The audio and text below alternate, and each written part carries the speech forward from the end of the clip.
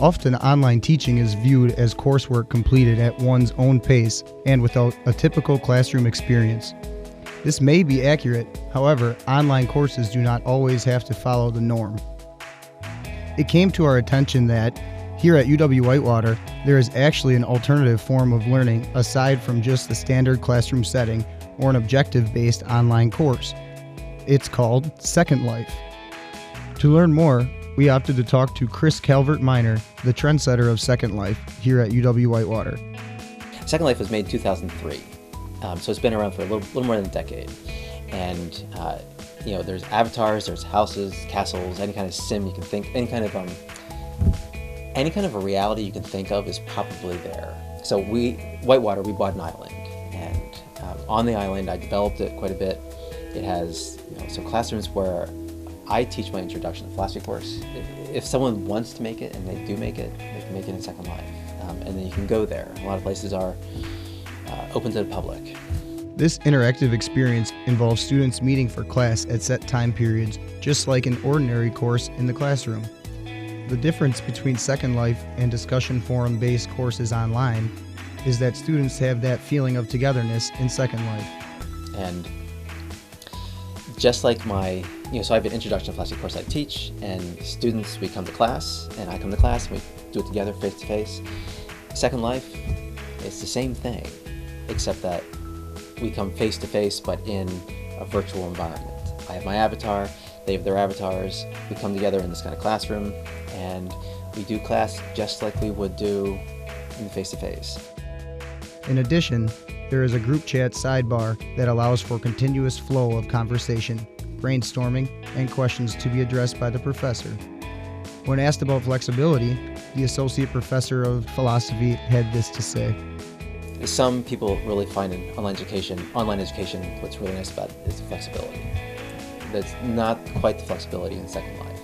I usually teach in the summer, and we usually meet during like a, not night, but like a 5:30 to 6:50, so about an hour and 20 or so, 3 days a week. But it is kind of a set time. Although it may seem like a downfall, the goal of Second Life is to be the next best option to face-to-face learning. Chris claims beneficial thinking cannot take place without some sort of interacting, questioning, brainstorming, and the like taking place. There's something to, all right, we're going to do it now. We're going to do it here. I think people pay attention more. A lot of students like having a little bit of direction too, just like anyone. It doesn't have to be a student, but even a professor. It's nice to just, okay, here we have certain times where we're going to really crank through the material.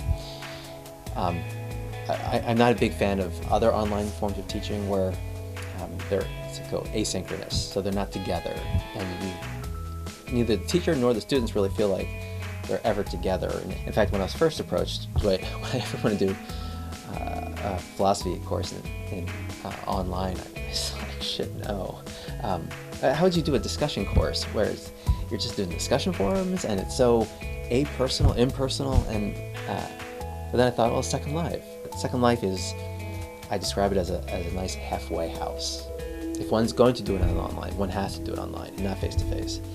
This is, right now the next best thing. As far as grading and attendance goes, everything has seemed to stay relatively the same between Second Life and Chris's classroom instruction. Currently, there are only a few courses offered in Second Life here at Whitewater, but Chris hopes to change that. Online courses can take weeks to set up. In Second Life, you can be on your way in under 1 week. Lastly, for any student who prefers taking courses online, seize the opportunity and expand your learning to new levels. Who knows, maybe you might just pick up a skill or two in the process. I had the opportunity to experience Second Life and see what it was all about. As a student who has taken generic online courses before, it didn't take long before I was sold. If you still need more convincing, stop by Laurentide Hall and talk to Chris for more information. Second Life can positively transform your perspective on learning. This is Mohamed Ahmed-Yahia with UWW-TV signing off.